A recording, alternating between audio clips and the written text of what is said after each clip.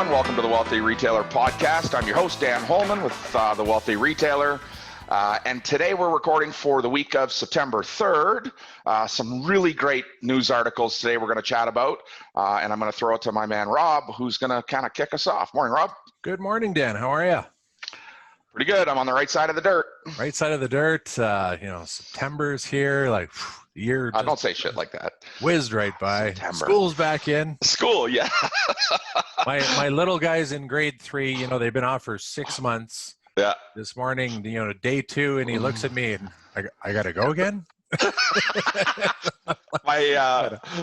My grandson was over last night, and it was his first day at school yesterday. And he's, loves his teacher, loves his class. He's got some of his buddies in there, from last year, a couple of the kids from his hockey team. And I said, awesome, And we were just chatting about, the whole back to school thing. And he's like, yeah, the best part, I don't have school tomorrow. So no school Monday. They go to school yesterday. No school today. Count the holidays. Yeah, no, it's I think we were talking about last week. Just so much going on for everyone, and thanks to all those retailers, spending a little bit of time with us this week to talk about the headlines. We got some good ones again this week. Talking about retailers bringing more security and confidence to their online shoppers. Great little story talking about 4 points about, your brand, increasing your digital traffic, of course, but also I really like this, plans to increase your foot traffic and working those together. And then, of course, merchandising focus. I joked about drenched in Canadian retail maple syrup, the Facebook's stickiest source of revenue. More on the Facebook front as they get more into the shopping side of things. And great little planning tools come out. Cadillac Fairview, they now have 2 ways to plan their trip. So we'll chat about that. And so we'll dive right in here. Our first story comes to us from retailinsider.com, talking about, bringing that confidence to your shoppers. They're concerned about fraud, but here's the double whammy. They don't want to get caught in the fraud, but please don't slow me down and add all of these layers of protection. So you've got it's a very delicate balance that you have to strike between the two. What are your thoughts there, Dan? Well, I think that, this survey really resonated with some of the challenges we're seeing. And sort of to your latter point, this is about don't slow down the checkout process. Don't create more grief in that process. If I remember correctly, 40% of the respondents, Canadian respondents, this is about Canadians buying, 40% of them abandon their shopping cart at the checkout process. About 50% of them said that, if their payment went through, a third screen pop-up, another secure mechanism, and wasn't instantly approved, that they were going to go shop with another merchant. So this is really, yes, fraud needs to be, I'm going to say on our radar. As a retailer, we need to be focused on it. The consumer doesn't need to be focused on it. The consumer is very, very well protected. And if those retailers and consumers have concern about fraud, then use a better gateway program. Use a better gateway payment processing like PayPal, one of the most secure payment platforms on the planet. Use PayPal instead of something else that you might be using. And remember that payment processing, credit card service. Yeah. We don't have that shit in Canada. Totally. Not nearly as bad as what we see in the United States. Right. There are probably 100 processors to one in Canada there, and so there's a little bit different feeling in the United States to where there is in Canada. We are much more strict about payment processing and certifications. I mean, the guys at Canadian Retail Solutions are developing a payment link direct with a payment processor, that eliminates third party, that is a seamless direct integration. And the certification process is labor intensive. I say labor intensive, I mean expensive. Right. And labor intensive. Expensive, but labor intensive. And that's for us to become certified to take a payment on behalf of a processor with the point of sale system. So it sounds like definitely erring on the side of we've got to create, seamless transactions here, because there's more to lose, much more to lose. And to your point, if you're losing almost 40% of your baskets, carts at that point, versus, in the physical world, we look at shrinkage, right? There's that, you kind of accept that there's that little bit on the physical side. But we don't lose customers at the till very often in brick and mortar. Right.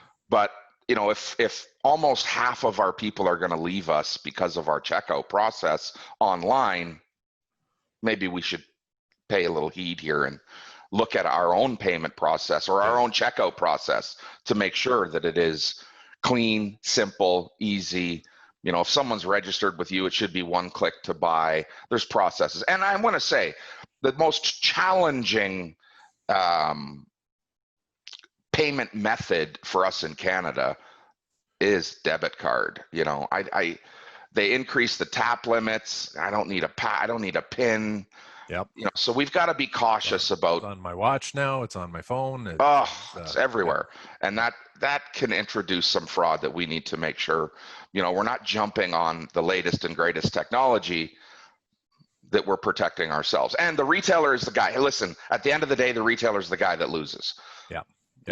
A card holder can make an instant chargeback, and we are guilty until proven innocent as a retailer. Can you share a couple more thoughts, Dan, on the abandoned cart? Just what opportunities lie in that abandoned cart for retailers, and if they're not doing it already, what might they? When we do have an abandoned cart, and you should be with your shopping cart program, whether that's Shopify or Big or Magento or Woo, you have an abandoned cart process. You have a notification process. You can go back and view all of your abandoned carts, and you should be following up with those non-buyers. Again, brick and mortar and online, digital, it is synonymous in this rule. I follow up with non-buyers. I have their information. I follow up with them. I want to know why they abandoned their cart. And, as we do these studies inside our circle of influence with our retail family, I talk to specifically, we talk to the female shopper, and they use the cart as a placeholder rather than I'm actually buying. I dump it in the cart and I hold it there, and they might have 3 or 4 shopping carts open and dumping product in there as they're shopping, which technically happens in your brick and mortar store as well. So here, if you've got an abnormally high, if you have any level of abandoned cart, you need to have a process to reach back out to that non-buyer. And in some cases, they weren't comfortable with the process, and you can convert what they were doing as in an abandoned cart to a draft order, have them e-transfer. There are many ways to recapture that audience. Assuming that they didn't want to buy from you is a mistake. You need to follow up with non-buyers. And it starts with a simple text or email. Right on. Okay, that takes us to our next story. It comes to us from entrepreneur.com. They talk about just zero in on 4 points that, some key strategies small retailers need for a healthy business. It talks, one part about knowing yourself as a brand. It focuses on increasing digital traffic, storefront traffic. I like to quote from here. It's, you need to nurture these people and ensure that they remain your raving fans. You've got to give them those special sneak peeks of new launches, products, collections, some behind the scenes of how your brand and your business runs, but those in-store shopping incentives to come shop. And then it dives into the importance of visual merchandising. So some great points here, Dan. What do you think about it? This is an on-point article. We absolutely have to know who we are as a brand.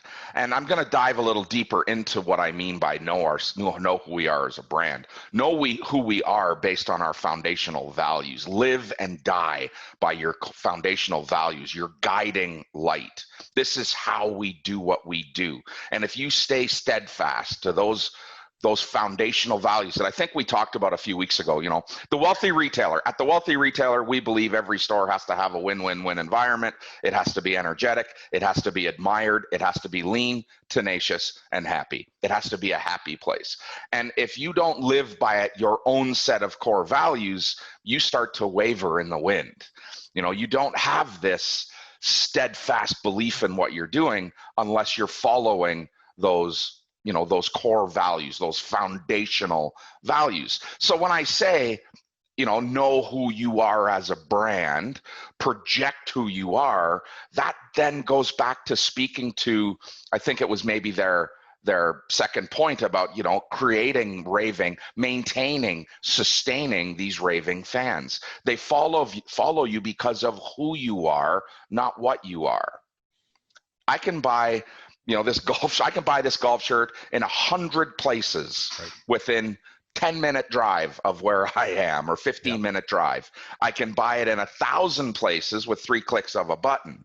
I'm going to go to that retailer that speaks to me, to who they are, that recognizes me as a value in their business, and recognizes that my lifetime value to them could mean a significant amount of money. One of the things that we forget about, you know, is lifetime value. And this speaks to that. You know, focus on maintaining that raving fan. I could be worth $250,000 over my lifetime to your store. Wow. Oh, 100%. Wheelbarrow load of money, right? And so, you know, this article spoke about really 4 key things. Know your brand. Have a plan to increase, you know, traffic. I'm going to ignore the part that said online traffic. Yes, we always have to be focusing on driving traffic to our website, to our shopping cart. Yep.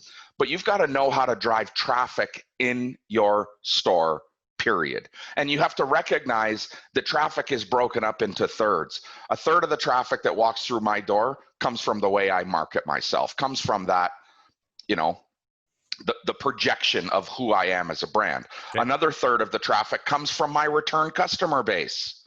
My return customer base are my raving fans. Yep. They're the people that believe in me. A third of the traffic in your store is driven by the activities that you take, that you make in your store right now. And if you're not outreaching to your existing client base, you're not controlling traffic. You're not influencing traffic. And then a third of the traffic is a drive-by shooting, and maybe not super appropriate. I think I've maybe said that too many times, but it is a drive-by shooting. We're still working, getting a new. We got to come up with a new stick. I mean, it is about someone driving by my store, seeing it, recognizing it, pulling in. I was at the hairdresser next door. I was at the grocery store. I was somewhere else. It's happenstance. Yeah. That's it, period. End of discussion, end of story. And you have to recognize how to drive that traffic into your store. You know, their third point, really, really well, you know, well taken, is improving that storefront. So they talk about, you know, that improving what you're seeing. And the fourth point, improving the customer that you're seeing, the type of customer. And then the fourth point was, you know, you've got to have a visual merchandising strategy. Yeah. At the wealthy retailer, we call it a rotation strategy. You know, put me in, coach. Give me a chance to be in the limelight. Right. Give me a chance to be at the front of the store. Every single store has a hot spot that no matter what you put there, it sells. And by rotating inventory, by having a merchandise strategy, we allow all products to sell in our store. And this rotation strategy gives us this fresh look. I said this to a client yesterday. Once a week, you walk in your front door, whether you're a vestibule or a single front door, you walk in with your eyes closed. You stand there for 10 seconds, and then you open your eyes and you see, you hear, you smell all what the customer hears, sees, and smells. Be a customer. Recognize the things that are being said, the music that's playing, the energy, the stained ceiling tiles, the whatever it is. Look at it through new eyes and adjust your strategy. Recognize that there has to be a clear traffic pattern from the front door into your store. Don't block that traffic area. 50% of the customers are going to walk in your store. 50 to 80% of the customers that walk in your store are going to try to turn right in your store. Do you let them do that, or do you put your first roadblock up as they walk in? And many retailers say, well, I can't do that. I say, well, then figure out a way to allow it to happen. block the left side, do something that allows people to get in, get a breath, and then move forward into the store. Yep. It's kind of that Derek Zoolander point, I can't turn left. One of my pet peeves in the retail, the customer faces thing, and this would be my challenge to anyone listening, is go find that handwritten note in your store. Yeah. Rip that thing off and get it done nicely. Go to your computer, print something out, laminate it, put it out there. Get rid of those handwritten notes. Yeah. Silent salesman. Okay, so if I'm in your store, if I'm a salesperson in your store and I'm wearing, a ripped and tattered t-shirt and, I'm not well put together, I haven't, combed my hair and brushed my teeth and did all the things I need to do to look the part, to look professional, you're not buying from me. Well, your displays are the exact same. If they're not meticulously displayed, it doesn't sell, right? Unless your Bob's Discount t-shirt store, good on you, crumple it up, throw it in the corner and let it sell. But that's not who we are. And so you absolutely have to look at your visual presentation from every aspect, including your signage. Signage and tags. I hate terrible price. I mean, price tags should be in the same place. That's OCD. That's me. Price tags are in the exact same place on every single item. Yeah, right on. Okay, folks, this podcast is brought to you by Canadian Retail Solutions. Thought I'd share a customer comment this week. Robin from Cloud9 Pajamas. She had a great quote here. Canadian Retail Solutions has been a tremendous asset to our business. They've helped us get to the next level by reducing inventory levels, increasing sales, and more importantly, increasing profitability. They've truly become an integral part of our team. So if you want to learn more about them, visit retailbycrs.com. Okay, we talked about, dripped with Canadian maple syrup to make it sticky, the Facebook revenue. And I'll tell you, folks, this comes from the Motley Fool, fool.com. So this is from an investment website saying, buy Facebook, buy Facebook, buy Facebook, because they know when Facebook pulls out their 2 cents or whatever that micro transaction is from every shopping purchase in the world, there's a lot of revenue still to come. Yeah. They are planning on charging a selling fee. They're waiving it through the end of the year. Right now, it doesn't cost to charge or to set up a store on the platform. What do you think about this story? What are your thoughts there, Dan? Well, if I'm Comment Sold, I'm running scared right now. Comment Sold is a platform in the US. We haven't really seen it take hold in Canada, but it's a platform to sell on Facebook. It's got to be running scared. Facebook's going to eat them for lunch. And this is absolutely a very smart strategic move by Facebook. We're going to see thousands of stores start selling on Facebook. And so I'm going to speak from a cautionary note, on that point of sale side of the business and on the inventory coaching side of the business. These are shopping carts and have to be treated that way. The minute you rely on them as your single online channel, you lose the data integrity. You lose the intelligence that comes with selling data. That product that sells, whether through Facebook or Shopify or anywhere else, it has to come back into the analytical engine that your store requires. And I shake my head in amazement, in frustration, in almost disgust every time I come up against a retailer that doesn't have an analytical engine in their business. They have to know what they're selling. They have to know why. They have to know what more they need, what they're missing in opportunity, and it comes from analytics. And Facebook, while it has great user analytics, they are nowhere near having product analytics or data from inventory's perspective. At a class level, they're going to sell the same thing that Shopify went through with their growing pains. Great shopping cart. Let's make it simple, easy to get online. This is what Facebook is doing. And listen, if you've got a few shekels laying around, this is a good spot to invest some money right now. Yeah, Facebook's going to go on that exact same trajectory that we saw Shopify go on. And I'm not a investment guy. My investment guy probably shoot me for saying something like that, but I'm going to buy some Facebook stock. I chose to invest everything I own in 4 kids. I hope one of them takes care of me when I'm older. This makes me think, Dan, a couple things. One, a story coming up that we're going to chat about, which is about Amazon. And frankly, I think the theme of it is building your business on rented land, right? And looking at the Facebook, shopping experience is rented land, and realizing that you don't own it. And to your point, when they get full understanding of the data of what's selling, what isn't, you're going to start thinking, well, Joe down the street is willing to pay us a nickel more for that click to get to that customer to sell this product first. Yep. And not that you won't, but you got to be aware of it. And I think back to the story we just chatted about that spoke about, those 4 strategies went from digital traffic to local traffic, but it speaks to that journey. Yeah. And ensuring that you're connecting those dots in the journey, that, okay, it's great if you get them in this way, but if you're just sitting back and counting your dollars, look at everything that we're making on Facebook and not doing everything that you can to get them further into the journey with you, getting their email on your email list, to text them or invite them to these different openings, things like that. You will wake up one morning and the algorithm will have changed, or they'll now charge you twice the fee and challenging. And everybody needs to recognize that each one of these commerce platforms have offered some level of freebie.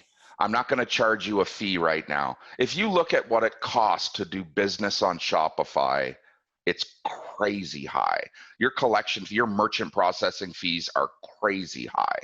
Facebook is going to be the exact same way. Yes, it's going to be free. Yeah, they're only going to take, this small point of a percentage from every transaction, but they will amass significant volume. And you should know, you're paying this, probably you're going to be upwards of 3 to 5% in merchant fees, unrecoverable dollars. Right. That if you're processing on an alternate platform, that's what you're faced with. And these payment processing companies are giving away, what they call point of sale to capture that revenue. And Facebook's going to take their fair share. And you know that Facebook's fair share is very similar to the big A's fair share. They want it all. Okay. Well, we've talked a bit about, the customer convenience, and this next story comes to us. It's talking about Cadillac Fairview and a new, navigation tool that they've got that allows you to not only plan your individual store experience, but to the whole mall. I think we've all experienced it in some way. What do you mean you won't take my money? You won't let me into the mall or into your store because I didn't book my time, and now here I am trying to coordinate my visit. What are your thoughts on this tool, Dan? I'm torn here. Yeah. I'm torn. I feel like on one hand, yes, that's great. If there's a way, and let's be clear about this. This allows me to get to the front of the line, not in line, but to the front. It's going to notify me, and I think Pandora is the store that's really, trying to do this test. If you've ever seen a Pandora store, there's not room in today's regulations for more than 3 people at any given time. Right. So perhaps having a queue is a good way to do it. And there's not a freestanding Pandora store. I'm already within the confines of the mall. So, hey, I'm going to get a notification that I'm in the queue. The place I've seen this work the best, not that I've been there a lot, but Planet 13 in Las Vegas has an absolute foolproof queue mechanism. This is a massive store, and you can be anywhere in that building, whether you're at the cafe or down at the brewery or inside, their display, and you get notification. It's up on the walls when you're next in line. Right. And so now you get to go and spend time with an educator, with someone, that understands, what you're buying, that product knowledge that's required. And I think that there it has clear purpose. Here, I'm concerned that, I'm not gonna use a check-in method. If I'm not important enough for you to let me in my store, I'm probably gonna shop somewhere else. If I have to join a queue for you to tell me when I can come into your store, I'm probably not coming into your store. This is not customer centric, right? This is short-sighted. Let's do this right now. This is not long-term. Interesting. We are at some point going to get past this ridiculous restriction that we put in retail. You know, we're already seeing massive upheaval in the difference between social distancing and masking and what's the next step. We're already seeing it, and it's going to happen. And in 6 months or 8 months, we're going to be completely past, you know, the parts that make it difficult for our consumer, and apps like this will not live for a long time. It's only going to serve a percentage of the population and a small percentage of the stores that feel like they can control who's walking in or restrict who needs to walk in and out of their store. So again, I'm torn. I think it's, you know, I love innovation. I love the idea that the mall is trying to do something to help, that Cadillac Fairview is trying to do something to help, you know, traffic and their stores, their tenants. But I'm not the guy that's going to join a queue to let me know when I can truck across the mall to get into that store. My organizational abilities to plan that is just not there. I can appreciate that. However, there are some people, and they will really enjoy this. I think, yeah, sorry, go ahead. Well, I was just going to offer, like, I kind of think, you know, about like a sports team as selling season tickets. Yeah. The last thing they want is to block access to everyone. Sorry, we sold 20,000 season tickets. No one else can get in. They're very aware of they even though they could have sold it all out. You can argue of, you know, the dollars, but I would suggest long term, you want to ensure that you have those walk-up tickets available. That, you know, if you only allow 3 in your store at a time, maybe 2 are on the pre-coordinated queue, but you do allow for the one straggler to come in, because to your point, right, they're probably not ever going to come back again. And now you know, back to that lifetime value. Holy heck, you just lost a big chunk. And I'll tell you this was a pretty good analogy. I don't even know if you know how good of an analogy this is. One of the challenges that existed in Toronto with you know, Maple Leaf Sports and Entertainment was that they were way oversold on season tickets, and the barn sat half empty on nights. And it wasn't that the seats weren't sold. Yep. What else has that consequential effect to the barn being half empty?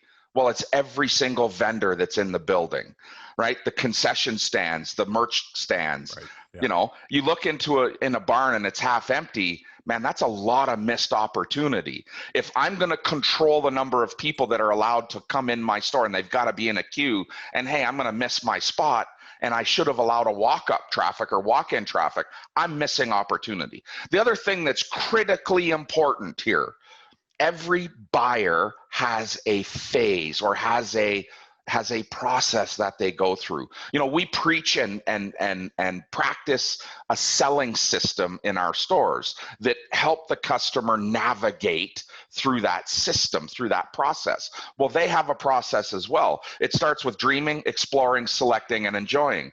And if I have to be in a queue, I'm jumping forward 3 steps in my process. Oh, I love that. I'm trying to drag a customer to selecting when they might still be exploring. Yeah. You know, the uncertainty that comes with choice is what prevents the buying decision. I don't know if what I'm looking at is the right thing.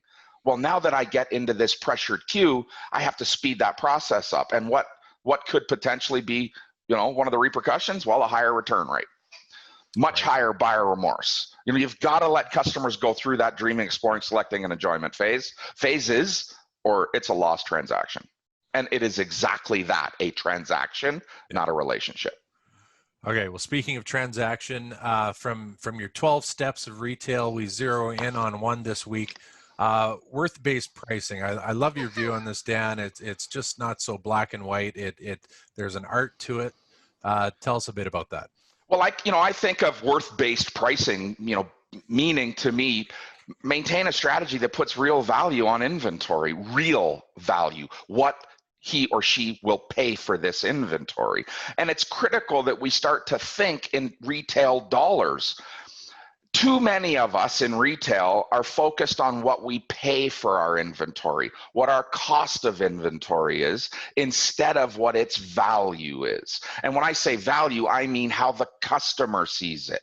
And we've got to think of our inventory in terms of its retail value. What's it worth to the customer? And so, we've got to start thinking about how we price things and ask ourselves on a very regular basis, what will my customer pay for this? Margin dollars are a consequence of the sale. They got to pay for it in order for you to get that margin dollar out of it. And margin comes from selling goods, not pricing goods. So when you're pricing something, price it with real value. Stop using standard markups. I was working with a retailer yesterday, and she said, everything in my store is 2.2 times. And I'm like, yeah, but what is that shirt actually worth? Maybe you priced it at $22 and it should have been $29. Are you underpricing by using, standard markups in your store? And I say avoid using standard markups. Ignore MAPs in your store. Inch prices up today, not down. When it comes to Scotch, the older, the better, and the more we'll pay for it. Your inventory is not that way. You've got to look at it and say, hey, I feel like that's worth $20 and write $20 on it. I'll give you a quick example. Now, I used to buy a ton of accessories in our furniture stores and never, ever, ever used a markup value. And I got this from my inventory coach many, many years ago. We would go and buy accessories. They'd land in the warehouse. We knew what we paid for it. We had the PO. We had the acknowledgement, the order, the invoice. We knew what we paid for, but we didn't share that information. Instead, we opened the accessories in the warehouse and we invited the store teams over, whether it was a sales manager, a merchandise manager, or a person to come over, gave them yellow stickies and said, hey guys, do me a favor and go and price all of these accessories. They don't know the cost. Just tell me what it should be priced at. We'd buy $19 lamps that they price at $100. The blind nowhere price in our mind. test. Yeah. And we would just simply say, look, if there's 3 prices on here, let's look at what the average of those 3 prices would be. And I'd go back and I would say, to Colleen, hey, Col, this thing's going to price out at $90. What do you think? And she said, well, 90's the same as 99. 90's the same as 99, except that it's 10% more, which falls where? Right to the bottom line. That's unencumbered 100%. Cash. Yeah. Right? So you got to price things at what they're worth. You got to maintain this worth-based pricing, not markup pricing. Who gives a what the margin is? Price it at what it's worth. It does assume on there's more to be gained. What would happen in that exercise if everyone did it and it came under that 2.2? Would you take that as a, geez, we got to get better at our buying then because we're not projecting that value? 100%. And many, many times I would be selling goods at less than I bought, less than I paid for them. And that's because, that's because it was a bad buy. Yeah. And you've got to get past your ego. You got to check your ego at the door. It's just 3 of 5 things I sell go out the door on markdown on some level of discount. I'm going to repeat that. 3 of 5 items you buy go out the door on markdown. Accept it, embrace it, love it, move on. Become better at buying. No, I like that. That's the deal. Well, I like it too. That exercise tells me on day 1 rather than day 483 that this what it should have been priced at. What it's priced at, and what a phenomenal learning tool from a buying perspective. Right. And we go through this in our stores today. We continue to talk about, grading and sorting inventory. A, B, C. A, great inventory, priced right, going to sell without any help. B, I think I'm going to have to discount it, promote it, re-merchandise it to get it to sell. And C, what was I thinking? It's not what's wrong with the customer. Why aren't they buying this? It's what's wrong with the buyer. How did I think that this was the right product for my customer? And you've got to look at your inventory that way. ABC, ABC, ABC, and move on. No emotion, just move on. Yeah. Well, on ABC, I got the Glengarry poster up in my office here. Always be closing. Okay. Our next story, we chatted about this earlier. It's an ongoing discussion. It's that rented land discussion. This comes from Oregon, Wenatchee World. I love saying that, wenatcheeworld.com. It's a story about Portland-based bookstore, a very large one, Powell's, has made I'll say it, probably a very tough in the short-term decision to remove their inventory from Amazon. There was a period where they decided, okay, we've got to go there. They put it all there, but they shared this quote, and I love it. The vitality of our neighbors and our neighborhood depends on the ability of local businesses to thrive, and we will not participate in undermining that vitality. So what are your thoughts on this, Dan? Again, I'm split right down the middle. I am not a raving Amazon fan. I absolutely believe that in instances, Amazon undermines the power of community. I absolutely believe, have data, proven truth, that Amazon's goal is to bury competition. They don't believe in competition. They believe in capital. I'm going to take it all. And that's okay for them. But again, here you and I live in a community that's going to see a little over 2 million square feet owned by Amazon. It was announced not very long ago that there's another one coming up just west of us. That in everywhere where these Amazon distribution facilities are going to be, they're going to drive some economic improvement in our communities. And so, I'm torn. I'm going to live and die by the independent, and I'm going to live and die by the decision not to be on Amazon.